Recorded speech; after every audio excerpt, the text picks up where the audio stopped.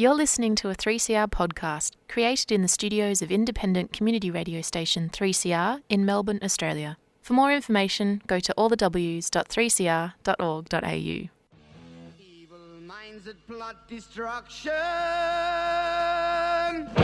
sorcerer of death's construction, in the fields of bodies burning, as the war machine keeps turning, death and hatred to mankind, poisoning their brainwashed mind. Welcome to the Anarchist World This Week, broadcast across Australia on the National Community Radio Satellite. Listen to the Anarchist World This Week, Australia's sacred cow slaughterhouse.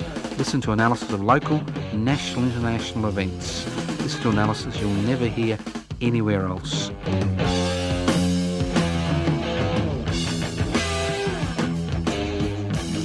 Welcome to the Anarchist World This Week, broadcast across Australia by the Community Radio Network. This program is streaming live from the studios of Community Radio 3ECR in Melbourne. The program is heard in about 15 to 20 community radio stations across Australia, as well as 4ZZZ in Brisbane, which is not affiliated to the Community Radio Network. My name is Joseph Toscano. Kelly Whitworth is the producer of the program. And the Anarchist World This Week has been going on for a long time. Now, those of you who listen to this regularly will know that in Melbourne and Victoria will know that 3CR's had a radiothon. The radiothon continues till the end of the financial year, which is the 30th of June, for one very good reason. If you pay taxes, this is a great way to get a legal, legitimate tax deduction, as long as you make your contribution by the 30th of June. If you make it after the 30th of June, well, the tax deduction, you can't claim it till next year. So now's the time to ring up. If you've been thinking of donating to the Community Radio 3CR, the radiothon, ring now on 039 419 8377. You can also go to 3cr.org.au/donate. 039 419 8377, 3cr.org.au/donate, and keep Community Radio 3CR on air, because obviously living in a capitalist society where you get your money to exist determines your agenda. And I can assure you there'd be very few radio stations in this country would actually broadcast the Anarchist World This Week. And we broadcast courtesy of your support for Community Radio 3CR. We started in 1977 as Encounters with the Third Alternative, because at that stage the communist empire was pretty strong. But with the collapse of the Soviet Union in 1989, we changed the name to Anarchist World This Week. Now, what is anarchism? What is anarchy? Well, a lot of people say it's chaos. Unfortunately, they don't really understand. Anarchos means without rulers. We want to create a society without rulers, not without rules. What gives rulers the ability to determine the lives of billions of people? Inequalities in power and wealth. And the great producer, Kelly Whitworth, has walked in with a warm glass of water for the old man, because he had his breakfast this morning, got a bit of toast stuck in his gullet. So if we start coughing, don't think I'm dying. I don't intend to yet. All right. So inequalities in power and wealth. So what's the anarchist struggle? The anarchist struggle is to hold wealth in common and to devolve power, share power. So if you're involved in that struggle, whether you call yourself an anarchist or not, you are following that great anarchist tradition that has been part and parcel of human existence since time immemorial. Now, as anarchists, we swim against the tide. And the interesting thing about swimming against the tide is that it's tedious and it's hard work, and many times you just get swept away. But occasionally, swimming against the tide, well, not occasionally, on many agendas, swimming against the tide sets the political, social and cultural agenda. Now, I remember I've been involved in many activities over over half a century. And the fascinating thing is that when you begin to swim against the tide, you begin to realise that it can be done. You don't necessarily have to be swept away. You don't necessarily drown. But it can be done. And what's interesting is that what I considered to be, marginal ideas over decades become mainstream. And there are many issues in our society, those of us who are old enough to remember, that have become the bread and butter of everyday existence. And there are other issues which have been forgotten. Now, unfortunately, there is very little agitation or even discussion regarding alternatives. Because swimming against the tide is very difficult, and a lot of people basically get rescued. And the way that people have been rescued over the last 4 decades is by concentrating on single issues. There's nothing wrong in concentrating on single issues. But the fact is, capitalist society, one based on private investment for private profit, can incorporate any single issue it likes within its framework. Because single issue politics do not challenge the basis of society. And what we've seen over the last 40 to 50 years is a wholesale change in terms of political, social and cultural activity, which has basically been wrapped up in single issue politics. And many of these single issue politics have been won. Many of these battles have been won, and they've been incorporated within a capitalist framework, a private investment for private profit framework. But any issues which challenge that framework, challenge the decision-making processes, challenge the way the economy is structured, challenge the way wealth is distributed and redistributed, have been forgotten. And what the Anarchist World this week is about going back to those basic principles. Obviously, we support single-issue campaigns, but that's not the key area of struggle. The key area of struggle is based on that struggle to share power and hold wealth in common and use it for the common good. That is the key element of struggle, which seems to have been forgotten, because anything can be incorporated within a capitalist system, except struggles which challenge that power, which challenge the idea that we should have a private investment for private profit world, which challenge the idea that there are people who are billionaires and people who eke out an existence, who are homeless, which challenges those ideas. And that's the dilemma in the 2023. There are so few people swimming against the tide as far as these issues are concerned.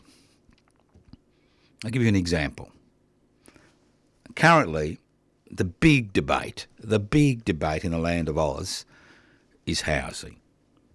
The fact that 30 to 40 to 50% of people's income, whether they're on social security benefits or whether they're on, a reasonable wage or, profitable small business, and let's not forget only 57% of small businesses, which supposedly is the engine room of employment in this country and employs over 5 million people, actually made a profit in the last financial year. The fact is that we have allowed the deregulation, privatisation, corporatisation, globalisation mantra to dominate every aspect of our existence. And public and housing. And everybody's looking for solutions to housing. And these solutions revolve around not the expansion of the public housing sector to allow people who cannot afford to buy a home because of their limited financial circumstances to actually live in public housing, secure long-term public housing. What we see is debates about social housing, community housing, affordable housing. The superannuation companies getting involved in, creating that housing. We see the federal government talking about expanding the social and community housing sector through its legislation, and it just goes on and on. But nobody tends to mention the question of public housing. It's become almost a non-entity. For example, currently, we're involved with Public Housing Everybody's Business and Defend and Extend Public Housing in a campaign of Margaret Kelly. Now, Margaret Kelly was a tenant for over a quarter of a century at the Barak Beacon Estate in Port Melbourne, which has become very trendy these days, Port Melbourne, and very expensive real estate. And around 280 people lived in 90 public housing units in Port Melbourne.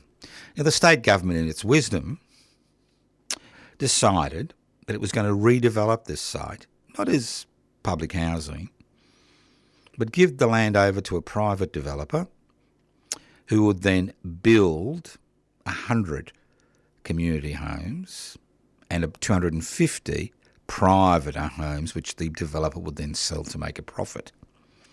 And those community homes were basically run and managed by private enterprise. Now, of all the 280 residents on the estate, there is only one left, and that's Margaret Kelly. And the state government has entered into a contract with a demolition company to demolish the Barak Beaconsfield estate. And Margaret Kelly now stands in their way. Over the last week, Margaret Kelly, with some assistance from legal assistance, has appeared in the VCAT twice, and she'll be appearing at VCAT again this afternoon at 2:30 p.m. regarding her eviction by the state government. Now, I encourage you, if you've got some time, while you're listening to this program, join up to the Barak Beacon Estate Facebook group page, all right? Join the Barak Beacon Estate Facebook group. Join it now. And later on today, once they get the link, the Zoom link, I encourage you, with the VCAT hearing, I encourage you to join that Zoom link so that you can observe what's actually going on in VCAT currently. Because this struggle is not the struggle about an individual. This is a struggle about public housing. Homes that are publicly owned, publicly managed, not just for people in desperate economic situations, which it's designed for today, but for anybody in this country who cannot afford to enter the private housing market. And I'm not going to bore you with all the positives of public housing. But the Victorian state government and many state governments around this country have embarked on a policy of forceful eviction of people who lived on these estates for decades in order to privatise public land and expand the community, affordable, social, inclusive housing sector, which is privately owned and privately managed. It's not just about individual. This is about the struggle for public housing. But the dilemma is the concept of the public good has almost been written out of the experience of the Australian people. Now, when we formed public housing, when we formed public interest before corporate interest in 2015, we expected a rapid increase in membership, but we found very quickly that most people did not understand what the word public is. To them, public is second rate, not worth worrying about. And what people have forgotten is that during this privatisation, massacre, and that's what it is, we've seen public assets which provided public services for people being given away to the private sector, and now we are reaping the benefits. Look at the aged care sector and the privatisation of the aged care sector. Look at the privatisation of early childhood development. Look at the privatisation of essential services like gas and electricity. Look at the privatisation of the public service, of many aspects of public hospitals. If you think public hospitals are totally owned by the state, they're not. They have contracts with private corporations to provide medical services. It's the same in the education sector, and the list goes on and on. And we find ourselves in a situation where we think, well, what's going on? What's going on? It's as if the concept that the state should assist its residents to access the basic necessities of life no longer is current. And this comes from us accepting the premise that capitalism, private investment for private profit, is the only way, the only culture,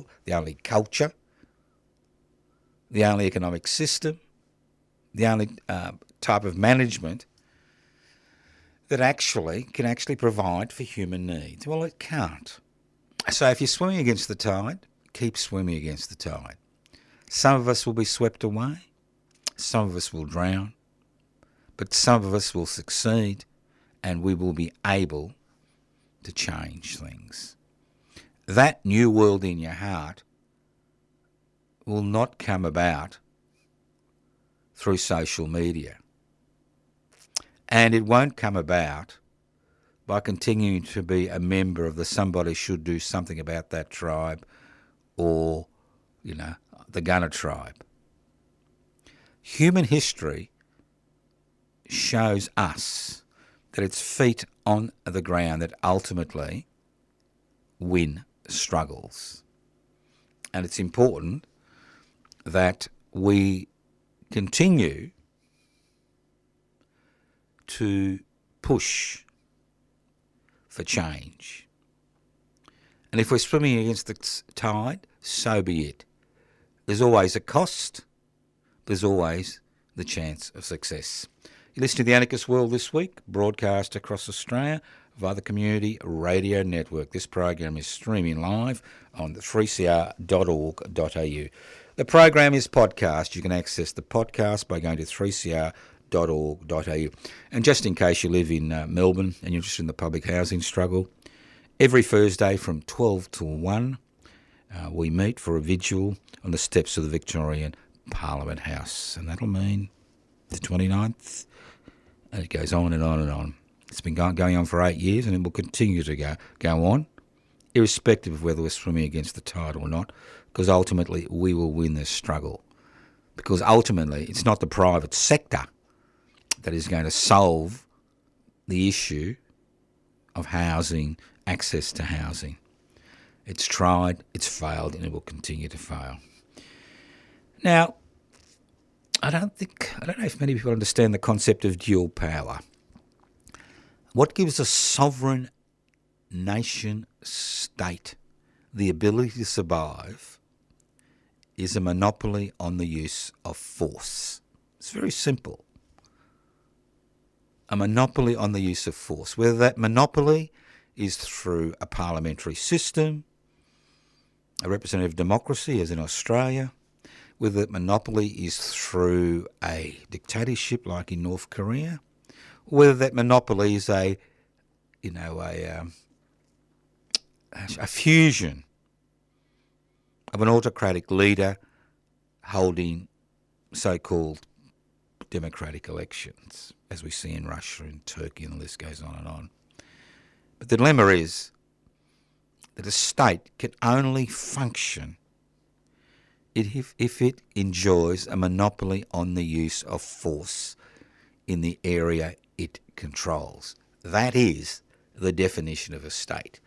It may be there are people have a common language, a common culture, a common history, but ultimately it's that the monopoly on the use of force within that designated geographical region which gives a state its authority. And what we've seen over the last week or two, what we see consistently over time is dual power situations arriving. Now we're seeing this in Sudan, and we just saw this in Russia. And the interesting thing is that Sudan and Russia have been following a common pathway. And that common pathway is to allow, the state has allowed the rise of mercenary groups to actually do the dirty work for it, create the chaos within that society in order to maintain their power. For example, in Sudan, 2 years ago, there was half a revolution. The people of Sudan rose up against an autocratic dictatorship which had ruled the country for over 3 decades. Now, Sudan did have a parliamentary democracy before it was taken over by Muslim fundamentalists and then just by autocrats. In order for the armed forces to maintain their monopoly on the use of force, they invited the Janjaweed, devils on horseback, which was a mercenary force which had been created by the former government to conduct atrocities in southern Sudan and the Darfur region of Victoria, to join the government. And the head of the Janjaweed became the president, vice president, and the head of the armed forces became the president. And the movement for democracy was crushed through this coalition. 10 weeks ago, the Janjaweed under Hemeti launched a full-scale assault on the Sudanese military, thinking they had the power to overthrow the military and become the de facto rulers of the country. And this occurred because the military wanted to absorb this separate mercenary force, the Janjaweed, into its ranks to actually remove the threat that it posed to its control of the country. Let's move across to Russia. Now, in Russia, we saw after 1989, we saw two things happen. One was the privatisation of state assets, but privatisation of state assets, which were worth billions of dollars, which became the personal property of autocrats from the Russian Communist Party or their supporters. At the same time, we saw the emergence of mercenary groups, not just the Wagner Group, which is one of many in Russia, but we saw the emergence of mercenary groups which were supported, aided and abetted by the increasingly autocratic Russian government in order to maintain its authority. A week ago, the Wagner Group fought. It had enough public support to march on Moscow. And obviously this is a direct challenge to the current autocratic ruler of Russia, a direct physical challenge. And once again we've seen Frankenstein, and in Sudan it was the Janjaweed, and here it's the Wagner Group in Russia, trying to kill its creators. And that's the situation which we find ourselves in today in 2023. Now, irrespective of what you think of the Russian oligarchy, and irrespective of what you think of its invasion of the Ukraine, and how the US and NATO has profited and manipulated the situation so it's reached this era, the problem is that this instability which is created in a dual power situation is exceptionally dangerous, because the main casualties in these situations are civilians. In Sudan, in Khartoum, a city of over 7 million people, everything is ground to a halt. People are just surviving. Disease is taking over. The hospitals are closed. The two factions continue to battle it out in the streets of Khartoum and the rest of Sudan. In Russia, this spectre was avoided. But the fact is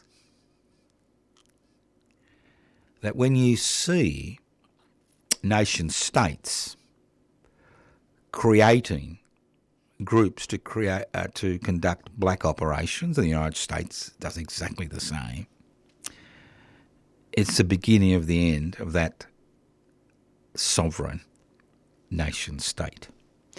This is the Anarchist World This Week, broadcast across Australia by the Community Radio Network. My name's Joseph Toscano. I'm hosting today's program. The Anarchist World This Week has been broadcast in various forms since 1977 from the studios of Community Radio 3CR in Melbourne.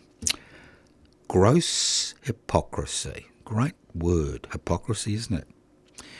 Now, obviously, while there are these situations occurring around the world, we've got the West beating itself in the chest saying, look at us, look at us, look at us. Aren't we wonderful? Aren't we wonderful? The dilemma is hypocrisy has become the latest political catch cry. Look at the hypocrisy of the United States of America. Look at its foreign policies over the last century. Look at the atrocities that were committed in South America in the 70s and 80s, where people disappeared, were tortured, raped, their children abducted. The list goes on and on. Look at the hypocrisy of the Vietnam War and the Iraq invasion. It's interesting that Mr. Simon Crean has died in the last week. And I think Mr. Simon Crean's greatest claim to fame isn't the fact that he was the leader of the ACTU, that he served as a minister in 4 different Labor governments, that he was the leader of the opposition, but the fact, in a period of gross hysteria, that the Labor Party, under his leadership, actually opposed the invasion of the Iraq War. And it's interesting to see Mr. Albanese try to patch it over by saying, well, he opposed it, but he did go and, farewell the troops when they went to Iraq. The thing is, hypocrisy is the name of the game as far as Western politics is concerned. Look at the allies that we have. Look at the atrocities that occur in the House of Saudi in the Arabian Peninsula and that government which we have supported and kept in power for decades. Look at the atrocities that are committed against the Palestinian people, especially those in the Gaza Strip, the world's biggest prison. Look at the atrocities committed in our own country regarding First Nations people. And the fact is that if they're allies, we are quite happy to ignore any human rights concerns. But if they're on the other side of the ledger, we're quite happy to beat them around the ears with their human rights violations. So the fact is that there are no communist states in the world. Then what we have is a world which is dominated by private investment for private profit culture. Whether it's private capitalism or state capitalism, and state capitalism is when the state owns the means of production, distribution, exchange and communication, or a mixture. The fact is that capitalism, private investment for private profit, is the catch cry around the world. And the fact is that these leaders, whether they're self-appointed or elected, whether they're elected in fair elections or rigged elections, the fact is that the majority of people on this planet are held hostages to their personal ambitions and their ability to concentrate power and concentrate wealth in the hands of a shrinking minority. And the history of the 21st century is a history of growing inequality, not just in terms of financially, but growing inequality in terms of being able to determine the type of life we lead. And unfortunately in this country, as you know and I know, we've all become investors. We've all become investors. Well, those of you with superannuation funds, all become investors. And mentality has changed. It's not about the public good, the many. The public is just the many. It's about the fact that everybody wants to be a millionaire or a billionaire. We think that somehow, if our financial position improved, that somehow our lives would change dramatically. Well, they may change in terms of not being harassed by people, wanting money, but in terms of creating a more equitable way of living, it hasn't. All we've done by embracing this private investment for private profit investment mantra, all we've done is increased anxiety in the community, increased inequality, increased tension, and destroyed the future for our children and grandchildren. Let's move on. I'm really fascinated by the corporate-owned media and the government guild at ABC and, to a lesser degree, community radio. And I'm fascinated by censorship and self-censorship and the growth of this scourge. Look, if you live in Australia, I'm going to concentrate in Australia as far as the media is concerned. There are current narratives. And what we see every day is the ignoring facts or twisting facts to suit the current narrative. Whether it's the war in Ukraine, whether it's a narrative regarding the forthcoming the voice referendum, whether it's an economic narrative, whether it's a narrative regarding housing. What we see is the domination of the media, both the government-gelded ABC and the corporate-owned media, by concepts and ideas which suit and support the current narrative. I'll give you a few examples. And that narrative is based on censorship and, more importantly, self-censorship. And we are seeing this more and more often. Now, you expect this in a privately owned, corporate-owned media, and we see this constantly.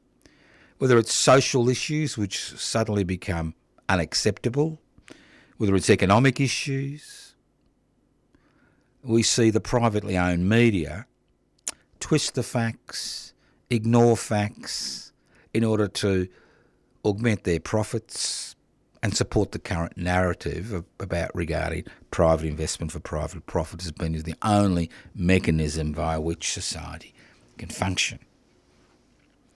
We are seeing it regarding social issues, gender issues, housing issues. There only seems to be one narrative, one story, and everything fits that story. And the great tragedy is that the Australian Broadcasting Corporation has now basically become an entertainment vehicle. What we've seen over the last few weeks is just extraordinary. We've seen a change, a radical change, in terms of the ability of the Australian Broadcasting Corporation to create or support alternative narratives. That's been going on for a long time. But what we are seeing now is the removal of positions like the chief political editor in Canberra. Could you imagine that? The Australian Broadcasting Corporation has now removed their chief political editor in Canberra and said we no longer need that position. What's the point of having 20 journalists in Canberra if you don't have a chief political editor? What's the point? And the point is very simple. It's to create an ABC which is no longer critical of government policy. And it's interesting to see that in this period, the main group, which is actually holding the Albanese Labor Liberal government to account, is the Australian Greens. I mean, the Liberal Party has been missing in action. The National Party, well, the National Party is the National Party. But, and again, when we see reporters in The Guardian, The Age, so-called soft left, organisations, removing columnists who've been there for over a quarter of a century because they're not happy with criticism or not happy with the way they are handling specific subjects or refusing to publish articles, you begin to understand what's happening. Now, many, many years ago, must have been at least 30 years ago, I developed a friendship with a bloke called Tom Pryor. He was a senior reporter in the Sun. This is before it became the Herald Sun. And he was basically a crime reporter. And at one stage we had a number of meetings, and he did a few articles on the emerging anarchist movement in Melbourne in the 1980s. And for the first time in his life, he was censored by editorial staff and wasn't able to publish certain articles. And he said it was very simple. He said, well, for the first time after, 30 to 40 years working for this organisation, I began to understand what censorship is all about. And censorship is about not allowing people to actually debate issues.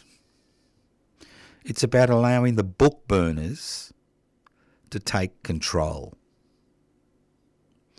It's about only publishing, talking about material that fits the narrative. And the public housing debate is a wonderful example, because there is no public housing debate.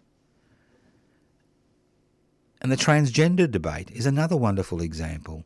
And the debate around the voice is another wonderful example. The fact is, there are certain narratives, certain stories. That's all a narrative is a story, a continuing story, that no longer deemed to be acceptable, because the book burners now find themselves in positions of authority in editorial positions. And people who have fought against censorship in its various forms for decades now find themselves paying the price. And whether it's community radio, whether it's the government-gelded ABC, whether it's the corporate-owned media, it's become a scourge. Because when that happens, there is no debate. And then when there is no debate, there is increasing disquiet, anxiety in the community. And debate is pushed underground. And that's when we see, as we're beginning to see, the rise of movements and organisations and people that have the most extreme viewpoints regarding personal autonomy, regarding the centralisation of power. And that's what we're seeing created because of the lack of debate in the so-called, media. So think about it. And if you think social media is the answer, I'm afraid all social media does is create isolation, silos, clique warriors who achieve nothing except hatred. You're listening to The Anarchist World This Week, broadcast across Australia via the Community Radio Network. So, look, the Eureka celebrations will be on this year, as in the last 21 years, to reclaim the radical spirit of the Eureka Rebellion celebrations to mark the 169th anniversary of the Eureka Rebellion. And one of the most disturbing aspects of this celebration has been the disdain. That's right, total and utter disdain shown by the Ballarat City Council over the last 169 years regarding Eureka and the importance of Eureka in the history, not just of that city, in the history of this country. And although it pays lip service by having a Eureka Centre, and it pays lip service by using the symbols of Eureka to promote itself, the fact is the Ballarat City Council has minimal interest in Eureka. And historically it's been ashamed of a rebellion which occurred in that fair city. And nothing highlights this more than the fact the Ballarat City Council has never flown the Eureka flag on the main flagpole over Ballarat City Hall in Ballarat on Eureka Day on the 3rd of December. Could you imagine the hue and cry if we didn't celebrate or observe Anzac Day? Could you imagine the hue and cry from the government-gelded ABC, the corporate-owned media, community radio, or community, media, social media, the list goes on and on. Could you imagine the hue and cry? But one day a year, you would expect the Ballarat City Council to honour the men and women who died on that day. And they died for ideas which are incorporated in the Eureka Oath. We swear by the Southern Cross to stand truly by each other and fight to defend our rights and liberties. Internationalism, direct action, direct democracy, mutual aid. That's what Eureka was about. No wonder the Ballarat City Council is hesitant about flying the Eureka flag on the main flagpole on City Hall. Extraordinary. So this year, I'm just alerting you to this celebration so you can make arrangements. It's on a Sunday, not a work day, on a Sunday, 3rd of December. Have a dawn ceremony at 4 a.m. at Eureka Park. That's followed by a communal breakfast at 10 o'clock. We meet at Bakery Hill, the site where on the 29th of November the Eureka Oath was taken, to give out 6 Eureka Australia Day medals to activists who you won't find in the King's Birthdays honour list or the Invasion Day honour list. And where nominations are now open, we are looking for activists who may not be a household name, who've worked for decades to promote struggle across this country, to promote egalitarian struggle, who have been ignored, ostracised, marginalised. We wish to celebrate them. You know who they are. You know the people around you. You can do it in 2 ways. You can leave a message on 0439 395 489, 0439 395 489, or you can send an email to info@anarchistage@yahoo.com or info@pibci.net, or you can write to us at Post Office Box 20, Parkville 3052. Nominations close on the 10th of November. So we are looking for nominations. We received a few. We're looking for more, but we're looking for those. Doesn't matter where you live in Australia. It's an Australian-wide award to those activists who should be celebrated, who should be honoured for what they have done with the Eureka Medal. The other thing we're interested in reinstituting is the Eureka Dinner, as we had before COVID-19, and we usually have entertainment. Now, I'd like to take bookings from now, because once we know how many people are interested, then we can sort out the venue. So if you want to make a booking for the Eureka Dinner, give us a ring on 0439 395 489, 0439 395 489. There's no cost involved except you pay for what you eat and drink. So we need to know numbers before we can try to find a suitable venue. So you're listening to the Anarchist World This Week, broadcast across Australia via the Community Radio Network. You see, everything is interwoven in life, and I'd just like to read out a letter which I've written. Yes, I don't usually read out stuff, but now, in the public housing struggle, the Margaret Kelly struggle, we discovered that the Ministry of Housing lives at 50 Lonsdale Street in Melbourne, floor 22. And we discovered that ISPT, which is a conglomeration of 25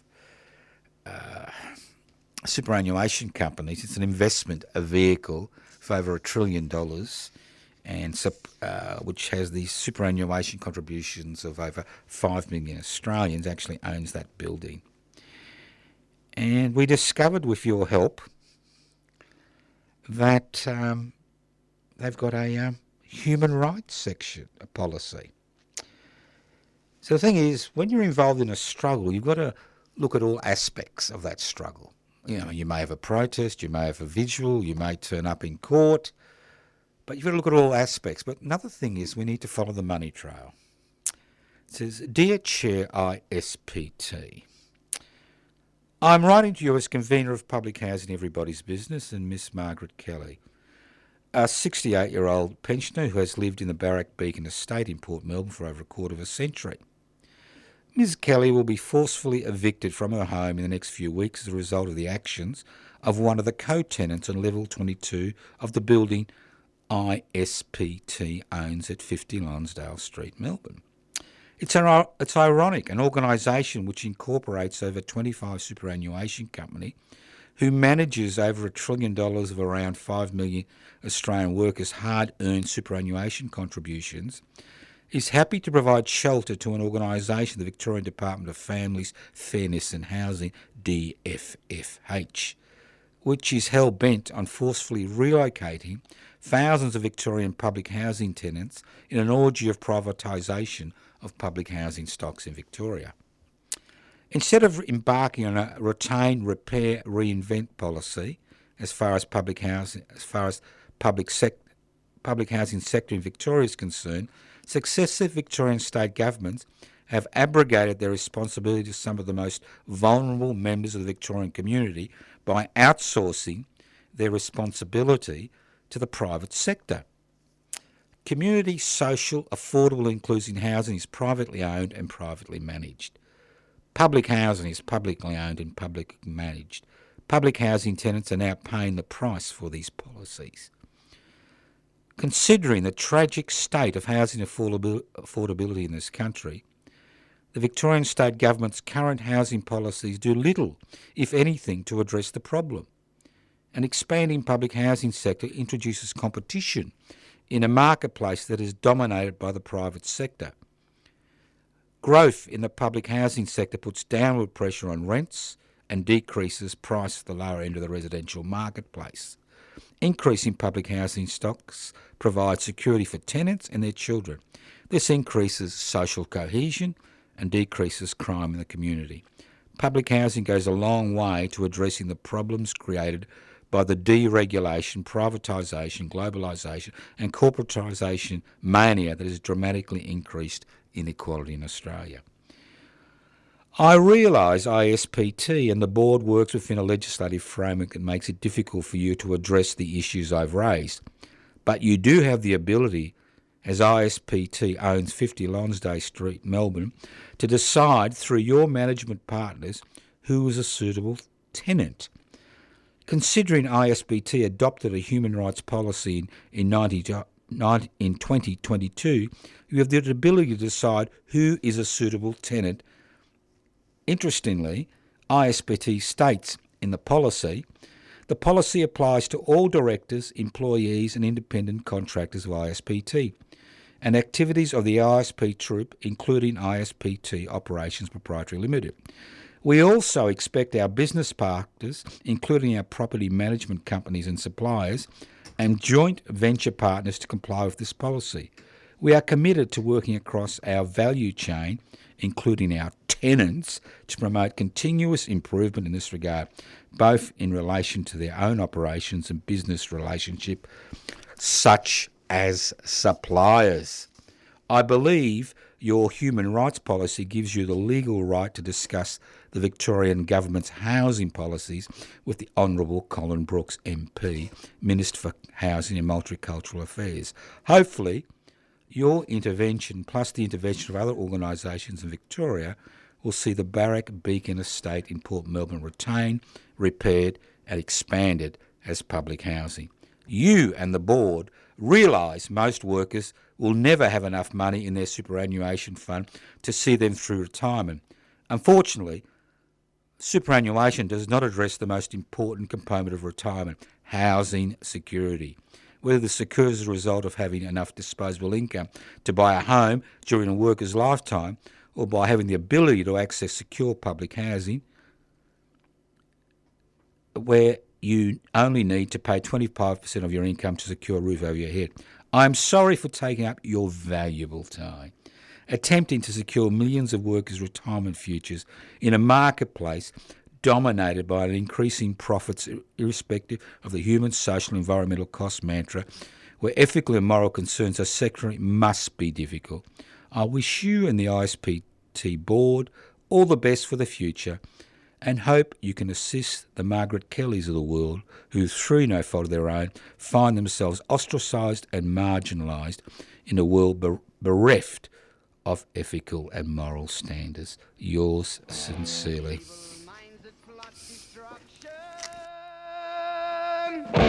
Sorcerer of death's construction. An analysis you'll never hear anywhere else. Anarchist World this week. Australia's sacred cow slaughterhouse. 10 a.m. every Wednesday. Listen to the Anarchist World this week for an up-to-date analysis of local, national and international events. Poisoning their brainwashed minds. Oh, Lord, yeah.